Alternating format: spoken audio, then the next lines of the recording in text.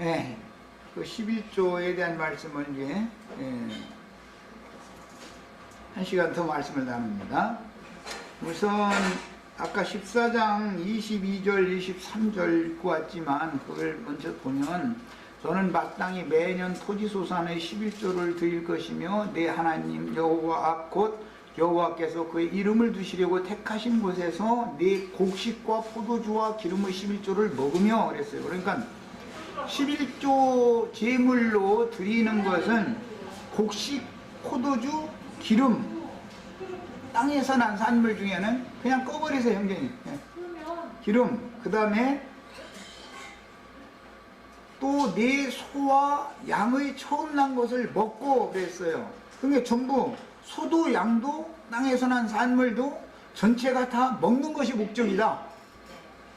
이걸 아셔야 되고, 그 다음에 이제 이거 해석을 하고 있는 11조에 대한 해석을 하고 있는 히브리서 7장 다 같이 본인의 성경을 다 펴서 봅니다.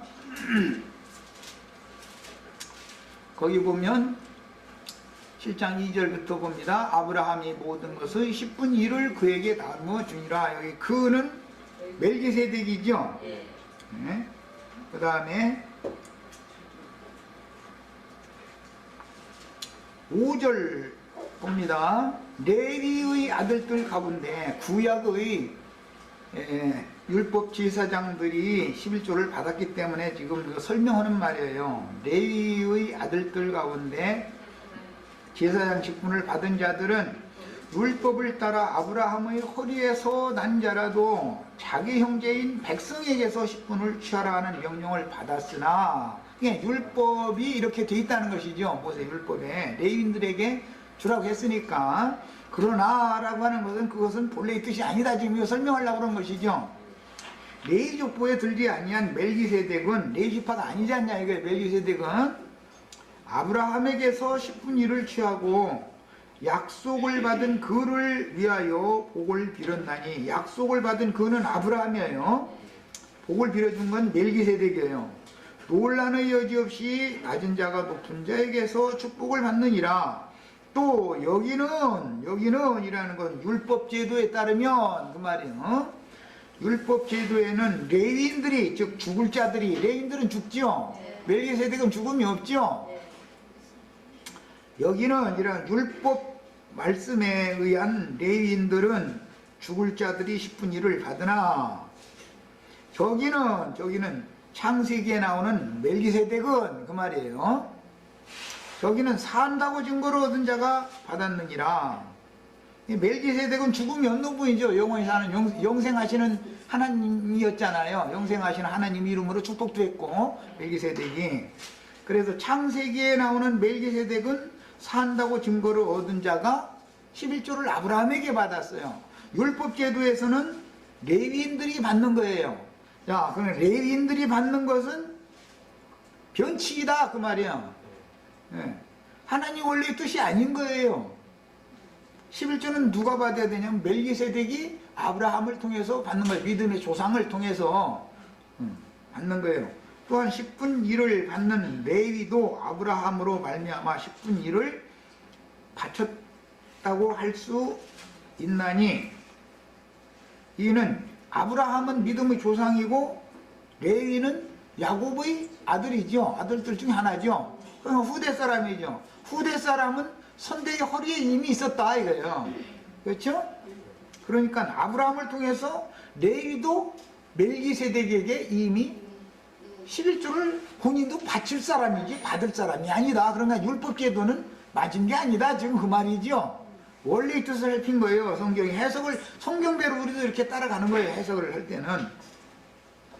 자, 히브리서 본문에서 모세의 율법에 따라 11조 제물을 레위 지파에게 바치는 것은 본디 아브라함이 10분의 1을 멜기세덱에 드린 것과 달리 율법 제도에 따른 변칙적인 실행임을 지적하고 있는데, 레위가 백성들에게 받은 10분의 1 중에서 다시 10분의 1을 율법에 의하면 백성들이 레위인들에게 11조를 바치면 레위인들은 대제사장에게 또 11조를 바쳐야죠. 그럼 대제사장이 11조 중의 11조 지성물이라고 하는 것을 제물로 제사를 하는 거예요. 실제로는 그것은 기념제물로 드리는 것이고, 나머지는 11조 백성들이 바친 것은 백성들이 절기제에 모였을 때 다 먹는 거예요, 같이. 예, 이것이 11조 제도의 구약성경의 본래의 의미다. 이걸 신약성경에서 해석하는 거예요. 그래서 여호와께서 잡수실 식물로 대제사장이 11조 중의 11조를 드리는 것이다. 그러니까 대제사장은 그리스도를 말하는 것이죠. 영원하신 대제사장. 그리스도께서 우리 형제 자매님들 모든 믿는 이들이 11조로 드려진 것이지만, 믿는 이들 중에서도 지성물로 뽑아낸 사람들만 기념으로 드려지는 11조다 이거예요. 이것이 계시록 14장에 나오는 14만 4천이에요. 그게 처음 익은 열매들이라는 거잖아요. 땅에서 구속함을 받은 자들이고 사람들 가운데 그렇게 구속함을 받은 자들이라는 거예요. 땅에서 구속함을 받았을 때는 다 사람들 가운데, 세상 사람들 중에서 구속을 받았으니까 교회에 왔죠. 그런데 거기에서도 또 한 번 땅에서 또 빼냄을 받아야 되니까 땅의 교회, 땅의 짐승들 교회, 짐승교회에서 또 빼냄을 받아야만 11조 중의 11조, 즉 지성물이 되어져서 예수의 성령에 의해서 하늘 아버지께로 드려지는 11조 중의 11조들이 된다, 그 말이에요. 지금 야, 모든 산물은 전도로 얻은 영혼들을 상징하는 것입니다. 그러나 이제 중요한 게 있어요. 이 생에서는 몸을 입고 우리가 이 생에 살면서 교회 생활을 실행해야 하므로 전도로 얻은 영혼들을 하나님이 받으심직한 사한 제물로 드리는 77절, 즉 수장절, 오순절이라고 하는 이 절기제를 교회 생활에 적용하고 3년마다 드렸던 11조를 가르치면, 진리대로 가르치면 실제적인 교회 생활의 실행에서 객과 고아와 과부와 레위인으로 상징되어진 지체들을 서로 사랑함으로 좋은 것을 서로 나누는 실행을 무시해버릴 수가 있기 때문에 1년에 한 번 드리는 11조만 강조해서 가르쳐도 안 되는 것이고, 3년에 한 번 드리는 11조도 당연히 가르쳐야 되는데, 이거 영적 적용을 가르쳐야 된다 이거예요. 이것은 교회 생활에 지금 모든 표적이 맞춰진 것이기 때문에, 그래서 하늘의 부르심을 받은 성도들은, 신자들은 모두가 다 합당하게 행하는 교회 생활의 실행이 이제 필요하게 된다. 그러니까 11조라고 하는 율법 제도에 따라서 돈을 갖다 내는 것이 아니고, 이것은 각자의 기본적으로는 개인의 생활은 자기가 수고하여 얻은 세속의 소산을 얻어서 자기 생활은 자기가 감당하는 것은 원칙이다 이거예요. 그건 너무 당연하고, 누구든지 교회 지체들 중에서 남에게 누를 끼치지 말아야 하는 것이다. 가르치는 자도 어떤 성도들에게서 누를 끼치면 안 돼요. 어떤 성도들도 나한테 좀 부주 좀 안 해주나, 이런 생각을 가지고 살면 안 된다 이거예요. 자기의 생활은 자기가 당연히 책임을 지는 거예요, 각자가. 그 다음에 늙은 과부가 있는 경우는 그 늙은 과부의 친척이 책임을 져라라고 돼 있어요. 교회에 짐을 지게 하지 말아라. 이게 디모데서에 나오는 말이에요. 그래야만 정직하게 노력하고 자기 손으로 수고해서 얻은 소산으로 정직하게 사는 깨끗한 신앙생활을 유지할 수가 있는 것이다. 그 다음에 그런데도 어떤 문제가 생겨서 갑작스럽게, 사람을 살다 보면 인생을 살으니까 문제가 생겨서 교회 중에 극한 상황이 올 수가 있기 때문에, 그때는 교회가 당연히 나서서 도와가지고 그가 스스로 자립해서 자기 손으로 일해서 먹고 사는데 지장이 없게 될 때까지는 돌봐줘야 되는 것은 또 너무 당연한 일이다 이거예요. 사람이라는 건 변수가 자꾸 많으니까, 자, 그런 양면을 잘 생각을 하셔야 되는 거예요. 교회 생활이라고 하는 것은 첫째로는 자기 손으로 수고해서 세속의 소산을 얻어가지고 자기 생활을 자기가 감당하고 남에게 누를 끼치지 않는 것이 기본 원칙이요. 그런데도 교회 생활을 하다 보면은 예기치 않게 어떤 지체가 어떤 문제에 말려 들어가지고 굉장히 어려움을 당할 수가 있어요. 이제 그때는 교회가 도와야 된다 이거예요. 당연히. 그러나 그걸 계속 도울 수 있는 건 아니죠.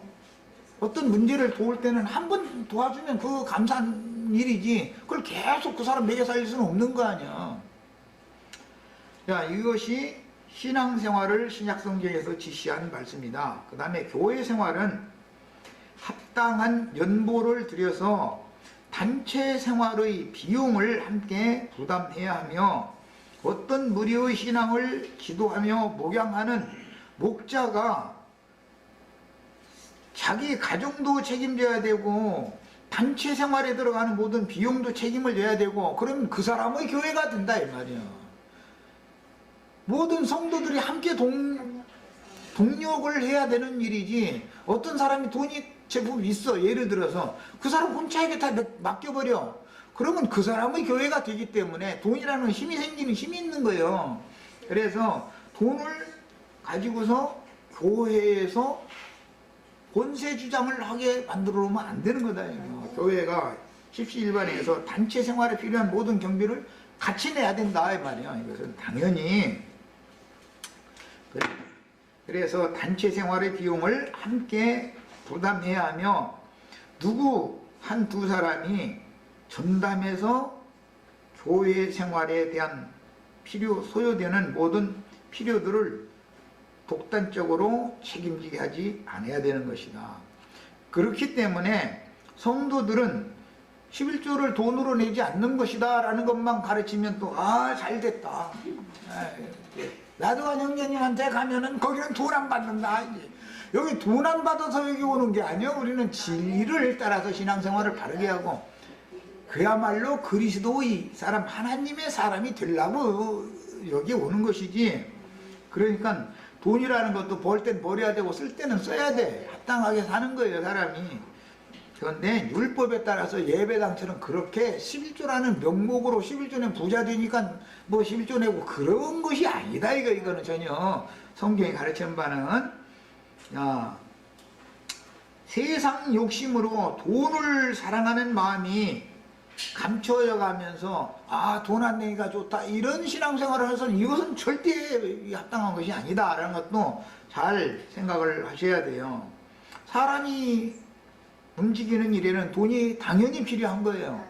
그것이 무슨 그 돈을 내가 좀 냈다 해서 권세 주장을 하는 것도 아니고, 그 사람은 가난하니까 그걸 못 냈다 해가지고 의기소침을 것도 아니단 말이야. 형편대로 하는 거예요. 하는 것이지만 그것은 합당한 신앙생활을 위해서 헌신을 하는 개념인 것이지, 하나님과 무슨 11조를 잘 내면 부자가 되고 이런 거래하는 그런 개념이 전혀 아니다. 율법 개념이 아니다 이 말이에요. 자, 갈라디아서 6장 6절로 10절에 가르침을 받는 자는 말씀을 가르치는 자와 모든 좋은 것을 함께 하라. 스스로 속이지 말라. 하나님은 업신여김을 받지 아니하시나니. 바울 사도가 이제 11조를 돈으로 내는 게 아니다 라고 이제 가르치니까 뭘 속여요? 돈 사랑하는 마음을 숨겨놓고서 여기 이제 그러니까 바울 사도한테 가면 돈을 안 내도 신앙생활 잘할 수 있더만, 예배당 돈 없으면 교회 누구 다녀, 이게 이런 개념이 아니다. 이거 스스로 속이지 말라 그런 거예요. 그래서 양심 속이면 안 되죠. 하나님을 그게 업신여기는 짓이다. 하나님은 업신여김을 하지 아니하시나니 사람이 무엇으로 심든지 그대로 거두리라. 자기 육체를 위하여 심는 자는 육체로부터 썩어질 것을 거두고 성령을 위하여 심는 자는 성령으로부터 영생을 거두리라. 말을 지금 내가 이미 설명을 쭉 해왔으니까 무슨 뜻인지 이해를 하셔야 돼요. 우리가 선을 행하되 낙심하지 말지니 포기하지 아니하면 때가 이르매 거두리라. 그러므로 거두리라 라는 것은 어렵고 힘든 어떤 지체의 생활도 하나님이 계속 그렇게 어렵게는 하지 않는다. 그를 징벌하시고 그를 훈련시키고 연단 과정을 거치게 한 다음에 그를 완전한 자로 세우기 위해서 그런 어려움을 겪게 할 뿐이지, 그것은 지나가는 일인 것이지 죽는 날까지 계속 그렇지는 않다 이거예요. 사람이 언제 어떻게 바꿔줄지 모르는 거, 생활 환경이라는 건 다 하나님이 주관 안에 있는 거니까. 그래서 선을 행하되 낙심하지 말지니 포기하지 아니하면 때가 이르매 거두리라. 그랬어요.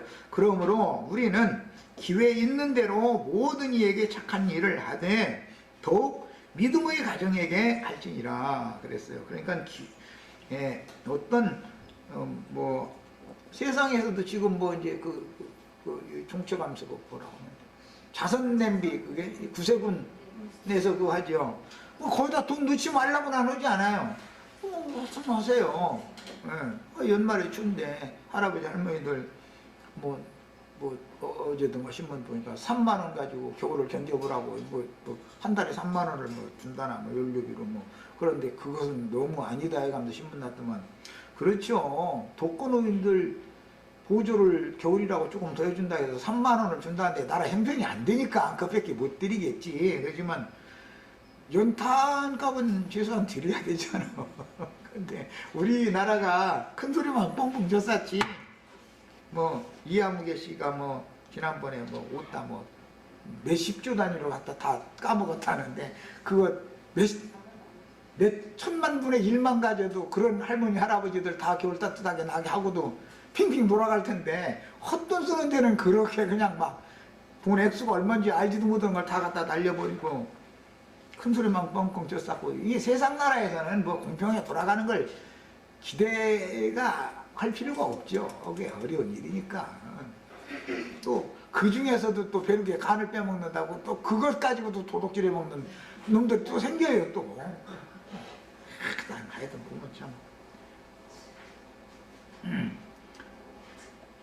로마서 15장 25절로 29절 그러나 이제는 내가 성도를 섬기는 일로 예루살렘에 가노니 이는 마게도냐와 아가야 사람들이 예루살렘 성도 중 가난한 자들을 위하여 기쁘게 얼마를 연구하였습니다. 그러니까 마게도냐, 아가야 이 지역은 오늘날로 말하자면은 그리스나 터키는 이쪽 편이 지중해 편이니까 지중해 그 유럽 쪽이지만 지중해 편에 있는 그 카파도기아 지역 이제 그런 지역인데 그럼 이방 나라잖아요. 그 지중해 건너에 있는 예루살렘에 흉령이 들어서 예루살렘 교회의 성도들이 힘들게 됐다더라 소문을 듣고 연부를 낸 거예요. 그러니까 바울 사도가 그곳에 다니면서 전도를 했으니까 바울 사도가 대표자니까 그걸 가지고 예루살렘에 가서 이런 이방인들이 이런 부조금을 냈다 해가지고 이제 그 심부름을 했다라는 말이죠. 말은 돈 심부름을. 그런데 그 문제 때문에 나중에 이제 바울 사도가 누명을 쓰게 되죠. 성경에 보면. 다른 사람들 헌금 받지 말라고 저는 헌금 안 받는 건 척 해나면서 이래가지고 지가 지금 다 착보해가지고 말한다. 이제 이런 소문이 나니까 아예 그럼 나는 돈 관계 안 할 테니까. 그걸 책임질 만한 누구도 온 교회가 다 믿을 만한 사람한테 이제 그 돈 심부름 하게 해라. 나중에 이제 그런 말이 나오게 된 거예요. 그러니까 트집을 잡는데 아주 일가견이 있어 어떤 사람들은. 왜냐하면 교회한테 11조 헌금 바치는 것을 그게 아니라고 가르치니까 속이 뒤틀리다 되고 저는 돈 받으다가 이게 돈 심부름 하니까 그 사람이 그게 지 주머니에 안 넣겠어 몰래 넣지 자꾸 이렇게 헛소문을 내는 거죠. 말하자면 이거는 너무 정말 인간으로 봐도 그게 안 되는 인간들이죠. 자, 저희가 기뻐사였거니와 이것은 마게도냐와 아가야 지역에 있는 이방인들이 기뻐서 예루살렘의 성도들을 섬기는 이를 기뻐사였거니와 그 말이요. 또한 저희는 그들에게 빚진 자니 만일 이방인들이 그들의 영적인 것을 나누어 가졌으면 왜? 복음은 예루살렘에서부터 시작되어져서 이방 땅 끝까지 전파가 된 거였기 때문에 복음으로 구원을 받는 그 근거가 예루살렘 사람들에 있었다는 거예요. 그게 그들에게 영적인 신령한 것을 나눠 가졌으니까 그들이 어렵다고 하니까 세상적인 것으로 육적인 것으로 그들에게 도와주는 것이 그게 너무 당연한 거다. 바울 사도의 개념이 이제 이런 것을 설명하고 있어요. 그래서 그들의 영적인 것을 나눠 가졌으면 육적인 것으로 그들을 섬기는 것이 마땅하니라. 그러므로 내가 이 일을 마치고는 돈 심부름을 이제 마치고 그 말이야. 이 열매를 그들에게 확증한 후에 너희에게 들렀다가 서바나라는 거 오늘날로 말하자면은 스페인, 포르투갈 그쪽 지역을 말하는 거예요. 이제 거기가 그때 당시에는 서쪽으로 끝이라고 생각을 했었어. 동쪽으로는 인도가 끝이라고 생각했었죠. 그때 당시 말이에요. 가리라 내가 너희에게 나아갈 때 그리스도의 충만한 복을 가지고 갈 줄을 아노라 이렇게 돼 있어요. 그 다음에 첫 시간에 이미 모든 말씀들은 개략적인 것은 말씀들은 이제 다 읽었고 누가복음 아까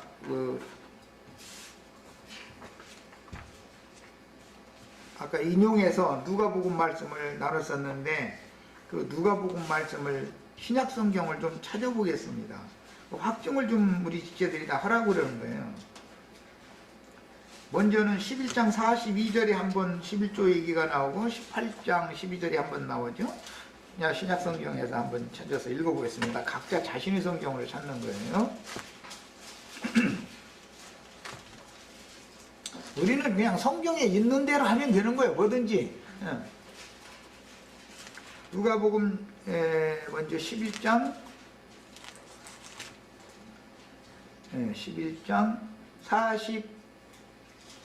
42절 40절부터 읽겠습니다. 40절부터 어리석은 자들아 겉을 만드시니가 속도 만들지 아니하셨느냐.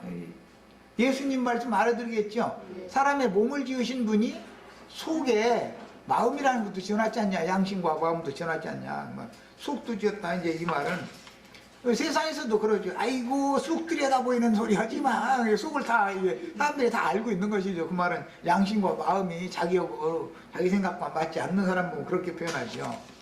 이 사람은 그릇이 두 그릇으로 되어 있다 이거예요. 몸이라고 하는 이 그 겉그릇과 겉사람이라고 그래요. 속그릇, 속사람이라고 그래요. 이 두 사람이 이게 합쳐져 있는 거예요. 그런데 겉사람은 후패되어지고 위로부터는 새로운 처소로 신령한 처소로 덧입혀지다가 이제 오는 세상에서는 신령한 몸으로 영생하는 것이죠. 이 몸을 입고 영생하는 게 아니라.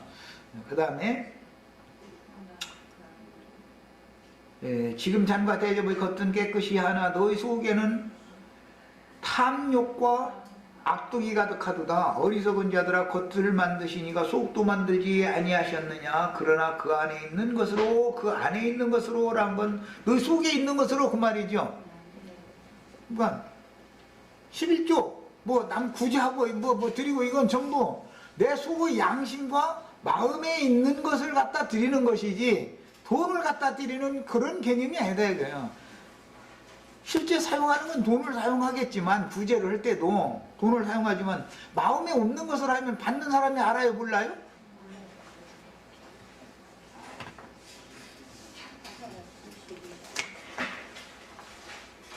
돈 그 자리에서 찢어버리고 싶은 돈 줄 수도 있죠. 그래도 이거 당장 가져가야 사람이 할 수 없이 가져가지만 속으로 이를 박박 깔아가면서 가져갈 수가 있죠. 기왕 헌금을 해도 그렇게 하면 안 된다 이거예요. 진심을 서로 통하게 하는 것이 더 중요하죠. 돈 액수가 많고 적은 것이 아니고 그 말이에요 지금. 자, 그래서 그 안에 있는 것으로 너희 속에 들어있는 것으로 구제하라. 그럼 마음과 양심이 서로 상통하는 구제를 해라. 지금 그 말이에요. 모든 것이 너에게 그리하면 모든 것이 너에게 깨끗하리라. 화했을진저 너희 바리새인들이여. 이제 바리새인들의 그 11조 얘기가 여기 나와요. 너희가 박하와 운향과 모든 채소의 11조는 드리되 박하, 운향 이런 것은 전부 이 향신료라고 하는 것은 성전에서 계속 필요했어요. 관유 만들 때도 필요하고 향 피울 때 사르는 향 만드는 것도 향신료를 11조 제물로 갖다 바치는 사람들이 있어야 그걸로 제조를 해서 사용하는 거 아니에요. 그래서 이 박하와 운향도 다 11조로 드렸던 거예요. 모든 채소의 11조, 시금치 갈았으면 11조도 드려야 되는 거예요. 배추 갈았으면 배추도 드려야 되고, 뭐 쑥갓이면 쑥갓도 드려야 되는 거예요. 그게 물질적인 것은 아주 철두철미하게 떼서 드렸다는 것이에요. 바리새인들은. 드리되 속에 있는 것, 그 안에 있는 것, 즉 공의와 하나님께 대한 사랑은 버리는도다. 그러니까 진짜 하나님이 받으시는 11조는 너의 속사람 안에 있는 하나님의 공의와 하나님을 향한 사랑이다 그 말이죠. 그러니까 그것이 진짜 하나님 받으시는 11조인데 그것은 안 드리고 마지못해서 돈 몇 푼 갖다 이렇게 찌들어 가면서 막 거기다도 핀잔까지 줘가면서 이렇게 하면은 막 속에서 돈을 받아가면서 끌어오르죠. 그러니까 그럴 바에는 앉는 게 낫다. 야. 차라리 안 하면 누군가 다른 사람이 알아서 손길을 펼 거예요. 그러니까 헌금하고도 서로가 상처를 주고받는 것이면 앉는 게 낫죠. 안 하면 또 자기 양심에 참소가 오니까 하나님 앞에 자꾸 부대끼니까 안 할 수도 없고 허자니 너무 아깝고 하나님은 사람의 그 마음 속 안에 있는 것을 다 들여다본다 지금 그 말이다 이거예요. 사랑이라고 하는 거 하나님의 의라고 하는 것은 믿는 사람이 마음속에나 있는 것이죠. 그것이 더 하나님이 받으시는 11조다 지금 그런 거 아니요. 물질적인 11조보다도 공의와 하나님께 대한 사랑이 더 진실한 너희 안에 있는 것으로 드려라 그랬잖아. 그게 더 하나님 받으시는 11조다 지금 그 말이요. 그 다음에 이번에는 이제 18장 누가복음 18장에 그 11조 얘기가 이제 이 말씀이 쭉 11조 얘기가 여기까지 쭉 이어지고 있어요.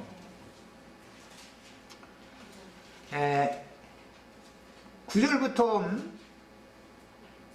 14절을 읽겠습니다.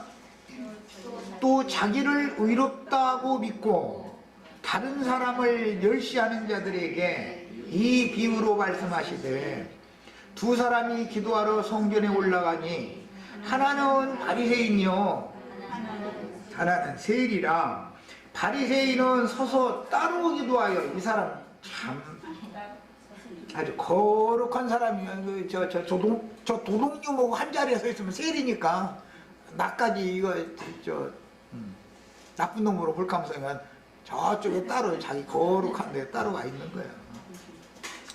하나님이여 나는 다른 사람들 곧 토세 불의 간음을 하는 자들과 같이 아니하고 그런 걸 보여. 이 사람 진짜 윤리 도덕적으로는 아주 흠잡을 데 없는 사람이요. 하여간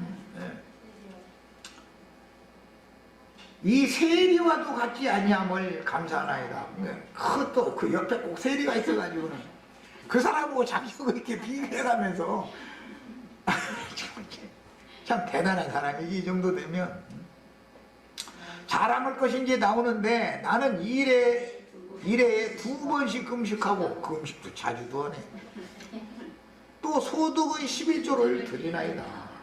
11조를 잘 드린 바리새인의 11조 얘기가 나온 거예요. 여기 세리는 멀리 서서 감히 눈을 들어 하늘을 쳐다보지도 못하고 다만 가슴을 치며 이르되 하나님이여 불쌍히 여기소서 나는 죄인이로소이다 하였느니라.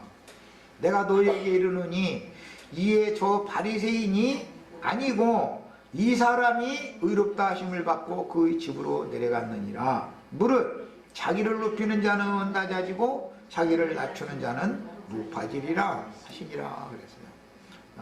바리새인의 11조가 있고 죄인의 11조가 있어요. 죄인의 11조는 뭐 바쳤다는 말이 없어요. 그냥 회개하고 돌이킨 그 자기 그냥 속에 있는 자기 마음만 하나님께 드린 거예요. 그랬는데 이 바리새인의 11조는 하나님 안 받으시고 이 세리의 11조는 받았다는 거예요 지금. 야 그러면 오늘날 예배당 목사님들이 가르치는 11조 내면 축복 줘서 최소한 30배라는 거예요. 그냥 참 장사 되지 이제 그 장사하면 얼마나 그게 날강도들이 하는 소리냐 이 말이에요. 자기는 그래도 힘들고 어려운 과부나 고아나 직업을 잃고 남편 직업을 잃어가지고 날품팔이하러 다니다가 몇 달 됐는데도 정기호 월급을 받는 직업을 잡지 못해가지고 점점 좀 어려워서 허다무대도 친정아버지한테 가서 눈물 흘려서 하니까 친정엄마가 자기 남편한테 애가 요즘 생활이 좀 어려워졌는가 봐 하니까 그래 그러면 뭐 은행에 얼마나 있는지 일단 줘. 애들 내서 살게 해줘서 이제 친정아버지 통장에 몇 푼 있는 거 홀딱 다 줘버렸는데 그건 뭐 몇 조금이나 써까지 있는 거고 이제 또 와서 또 눈물 흘리면 참 사람 죽어 이제. 그럼 뭐 이제 뭐 팔아서라도 줘야지요. 그러다 보면 이제 친정아버지까지 이제 완전 이렇게 되면 친정아버지가 이제 며느리하고 이제 사이가 좋아져야 나빠져요? 아들은 그렇게 힘이 묻었지만 며느리는 출가외인 시집간 누이한테 말이야 이렇게 나와버리거든. 그럼 아버지 어머니 입장이 얼마나 난처해. 그 지경까지 갔는데도 개선이 안 될 수도 있어요. 생활 형편이. 하나님이 징벌이거든. 그게 뭔가 그동안에 그들이 풀어진 생활을 했다는 것에 대한 하나님의 징벌이 그렇게 오는 거예요. 하나님은 공의로운 분이기 때문에 뭔가 인간들이 삶이 풀어져 가지고 나사 풀린 사람으로 함부로 살면은 그 대가가 당연히 오는 거예요. 이것을 우리는 꼭 믿어야 돼. 하나님의 의로우신 걸. 그러면 그 사람이 그때라도 돌이켜서 이제는 정말로 자존심 내려놓고 다른 사람 절대 손대려고 하지 않던 일 가서 자기 스스로 가서 일자리 찾아서 해야 돼. 맨 밑바닥으로부터 가서 시작해야 되는 거예요. 그러면 하나님이 그를 일으켜 준다고. 이렇게 말하면 또 나영재님 가르침을 받으면 말이야 그냥 그 사람을 생고생 막 아주 죽살이 치도록 고생시키는 얘기만 했었는데 아주 듣기 싫어 죽겠다고 말이야. 하나님의 사랑만 강조하지 말고 하나님의 의를 배워야 되는 거예요. 하나님은 인간으로 하여금 축복 주시기를 원하지만 인간들이 하나님의 마음을 잘못 오남용하고 나사 풀린 생활을 하면 그 생활하는 기간만큼 고통을 당하게 하나님은 당연히 하시는 거예요. 이것을 알고 살아야 돼. 그래서 인생을 함부로 살면 안 돼. 세상 사람도 아니고 교회 생활을 하면서 이런 말씀을 가르침 받는 성도들이 나사 풀린 생활 해가지고서 그러면 안 된단 말이야. 거기에 대한 당연한 책임 추궁이 하나님께로부터 온다는 것을 당연히 알고 살아야 되는 것이지. 그 다음에 우리 주님께서는 종교적인 11조와 헌물은 받지 않으시지만 자기 마음과 순수한 양심이 자기 자신의 영혼의 상태를 있는 대로 자백하고 토설하고 고개도 들지 못한 사람이었는데 그 사람의 11조는 받은 거 아니에요 지금. 그럼 말하고자 하는 의도를 우리가 잘 깨달으셔야 되겠어요. 하나님은 인간의 속사람을 지어놨기 때문에 겉으로 뭘 하는 것을 하나님은 외모로 사람을 취하시는 법이 없어요. 항상 인간의 속을 낱낱이 다 살피는 거예요. 그래서 우리가 하나님 앞에서 가장 중요한 것은 속이 먼저 깨끗게 되어져야 된다는 거. 속이 깨끗게 되어지면 겉도 깨끗하게 돼 있어 자연히. 이것이 주님의 가르침이에요. 자, 이제는 문자대로의 26장으로 다시 이제 돌아갑니다. 문자대로의 오늘 말씀을 잠깐 살펴보고 이제 이 11조는 2시간만 하고 마칠 겁니다. 뭐 큰 윤곽은 다 말씀을 나눴으니까. 이 두 번째 시간에 내가 절대 교회 생활에 들어온 형제 자매님들은 풀어진 생활을 하지 말아라. 지난날 풀어진 생활을 했더라도 이제부터는 정신 차리고 조여진 생활을 해야죠. 이제부터는 주님 마귀에게 붙들렸던 데서는 벗어나가지고 그리스도께 메인바가 되어야 돼요. 그리스도의 그분의 의와 그분의 선하심에 완전히 붙들리면은 주님이 그 인생을 책임지게 돼 있어요. 그런데 옛날 자존심 조금이라도 남겨가지고서는 주님이 받으시면 안 되기 때문에 완전히 밑바닥에서부터 다시 출발하게 만드는 게 하나님의 일이다. 이것을 내가 지금 강조해서 말씀을 드린 거예요. 교회 생활을 함부로 하면 안 돼요, 절대로. 그래서 교회 생활이라는 건 그렇게 인간의 생각대로 함부로 풀어진 생활을 그냥 막 해가면서 그냥 말씀 오늘도 가서 말씀 들으러 간다고 이래서는 안 된단 말이에요. 말씀이 그의 삶으로 나타날 때서 그 열매이기 때문에 교회 생활이라고 하는 것은 말씀 듣는 것만이 아니에요. 가서 똥 싸는 것도 교회 생활이다. 오죽에 신림동에 내가 그랬잖아. 똥 싸는 것도 교회 생활이다. 설거지 하는 것도 교회 생활이다 했더니 막 나중에 전화 왔던 분이 와서 똥 싸는 얘기 하지 말라고. 똥 싸는 게 왜 교회 생활이라고. 아니 난 똥 쌀 때 기도한단 말이야. 그게 주님 앞에서 하는 교회 생활이지. 그럼 똥 쌀 때는 교회 생활 안 타가. 이미 교회 안에 있는 성도인데 교회 모임에 가면 그때만 교회 생활하면 그게 바로 말하자면 썬데이 크리스찬이고 그게 바리새인 아니냐 말이야. 예수를 믿으면 믿은 날 이후에는 그리스도인으로서 사는 것이 그리스도인의 삶이 교회 생활이 신앙생활이다 이 말이야. 이런 정도는 아주 정확하게 마음에 담아 두셔야 돼요. 자, 이제 16절에서 19절 사이에 있는 말씀을 읽어봅니다. 오늘 네 하나님 여호와께서 이 규례와 법도를 행하라고 네게 명령하시나니 그런즉 너는 마음을 다하고 뜻을 다하여 지켜 행하라. 지금 뭐 이미 다 설명했어요. 신앙생활을 잘해라 그 말이요. 풀어진 생활을 더 이상 하지 말아라 그 말이요. 한마디로 표현하자면 네가 오늘 여호와를 네 하나님으로 인정하고 또 그 도를 행하고 그의 규례와 명령과 법도를 지키며 그의 소리를 들으라. 여호와께서도 네게 말씀하신 대로 오늘 너를 그의 보배로운 백성이 되게 하시고. 이거 얼마나 놀라운 말이에요. 우리는 피로 사신 바 된 성도들, 교회 안에 들어온 성도들이라면 주님의 보배로운 백성이다. 이런 표현이 이게 얼마나 그 은혜가 되는 말씀이에요. 그 모든 명령을 지키라 확언하셨느니라.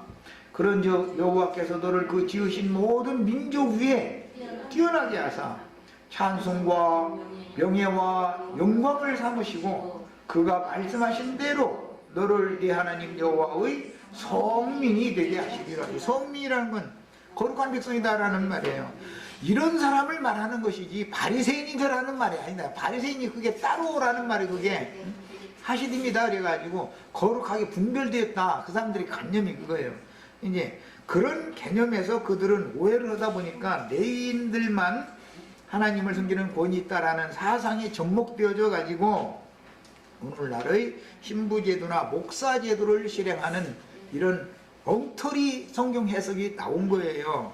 그 저희는 거룩하게 분별된 성직자다 그래요. 그게 나는 하시듭니다 그 말이요. 나는 거룩한 사람이다. 그 말은 다른 표현으로 성경대로 하자면 나는 바리새인이다. 지금 자기 입으로 그 말을 하는 거예요. 나는 성직자다라는 말은 나는 바리새인이다. 나는 너희와 같지 않다. 나는 저 세리와 같지 않은 거룩하게 분별된 사람이다. 그 말이거든. 성경에서는 모든 성도가 다 성직자다 이 말이에요. 성경이 말하는 의도는 기름 부음을 받았으면 예수 그리스도의 그 영으로 사람의 심령이 거듭나고 마음이 소송함을 받았으면 그 사람은 다 제사장의 직분이 다 있는 것이고 다 선지자로서 말씀을 받아가지고 서로 가르칠 수 있는 거예요. 그리스도의 말씀이 우리 속에 풍성히 거하면 서로 가르치라고 되어 있죠. 성직자가 가르쳐라라는 이런 것이 아니요. 하나님의 말씀 우리는 바르게 이게 적용을 해야 된다. 그 다음에 다 이제 왕권을 다 가졌다 그랬는데 이 생에서는 아직 종으로서 충성을 다하면 오는 세상에 그리스도와 더불어 제사장이 되어 1000년 동안 또는 세세토록 왕노릇하게 해준다라는 것은 그것은 앞으로 미루는 상인 것이고 현세에서 왕노릇을 건 아니죠. 이제 이런 것을 성경이 말하는 의도를 잘 해석을 해서 차착없이 신앙생활을 하셔야 되고 교회 생활에서 합당한 신앙생활을 하는 걸 배우셔야 돼요. 성경이라는 게 교회라는 내가 이런 걸 가르칠 때 낭재님한테 가면 돈 안 내라고 하니까 참 좋다고 이제 나는 돈 내지 말라고 가르치는 게 아니에요. 그것은 자기 스스로를 속이는 것일 수가 있는 거예요. 하나님을 만원히 여기는 사람이란 말이야. 그러면 안 되죠. 돈을 벌 때는 정직한 손으로 열심히 벌어야 되고 쓸 때는 또 당연히 써야 되는 거예요. 그런데 기왕이면 세상 사람들에게 손을 행하는 것도 좋지만 교회 중에 있는 지체들의 가정을 위해서 선을 행해라 이렇게 돼 있어요. 하라는 대로 하면 돼요. 또 다른 면에서는 힘들고 어려운 지체들은 왜 주님께서 다른 지체들처럼 그 정도까지는 안 해줘도 반 정도라도 나를 대우를 안 해주고 이렇게까지 하는가, 이거를 깨달으셔야 돼. 사람을 낮추는 데는 세상에 재물이 없어서 남에게 가서 빌리러 간 사람이 낮아져 가지고 가요, 높아져 가지고 가요? 하나님이 사람을 낮추는 방법으로 제일 쉽게 사용하는 것이 뭐냐면 돈 빌리러 가게 만드는 거예요. 빌려다 먹게 만드는 거예요. 그거 거지잖아, 거지. 하시당 먹게 만드는 거예요. 그래야 사람이 주님 앞에서 낮아진단 말이야. 그래야. 아까 내가 그래서 친정아버지, 친정 부모는 시집을 보냈어도 내 자식이니까 거기에 내 손자가 거기 딸려있고 걔들이 그렇게 어렵다는데 내 건 나눠줘야 살 거 아니야. 그러니까 나눠주게 돼 있어요. 그러면 세상의 인심이라는 것은 내 아들은 자기 여동생이나 자기 손이 누이를 도와주는 거에 대해서 속으로 불만이 있어도 내색은 못하죠. 부모 앞에서. 아직은 부모가 살아, 부모가 알아서 할 일인데. 그러나 잠자리 송사라는 게 있어. 그래가지고 아내가 자꾸 한 번에 두 번에 자꾸 했으면은 이 남편 되는 그 아들놈도 누이에 대해서, 매부에 대해서 안 좋게 볼 수가 있다 이거예요. 그렇게 하면 그 아버지 입장이, 어머니 입장이 얼마나 난처하냐 이 말이에요. 그렇게 될 때 그 딸 자식이 얼마나 자기 피를 나는 오랍이나 남동생한테 낮춤당하면 얼마나 자존심 무너지겠어. 그렇게까지도 하실 수 있다 이거예요. 하나님은. 그때 우리는 뭘 배워야 되느냐. 아, 내가 하나님 앞에 너무 교만했었구나. 나는 열심히 산다고 살고 그냥 산다고 살았는데 그게 아니고 하나님 나에게 어마어마한 지금 경고, 징벌을 보내시는구나. 예. 그런 것을 깨닫고 낮은 데로 탁 내려가 버려가지고 거기서 이제는 내가 친정부모 뭐 더 손 내밀어도 줄 것도 이제는 남은 것도 아닌 것 같고 이제는 내가 혈을 깨물어 죽으면 죽었지.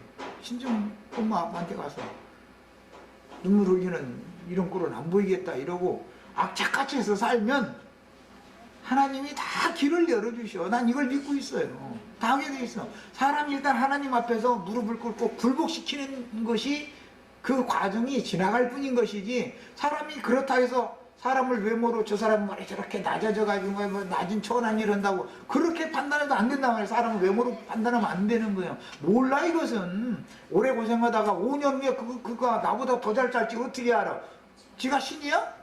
모르는 거예요. 그래서 하나님의 손에 모든 것이 달려있는 것을 믿으셔야 되고, 하나님은 일방적으로 사람이 좋아하는 욕심을 채워주는 하나님이 아니고 사람의 필요를 채워줄 뿐이다.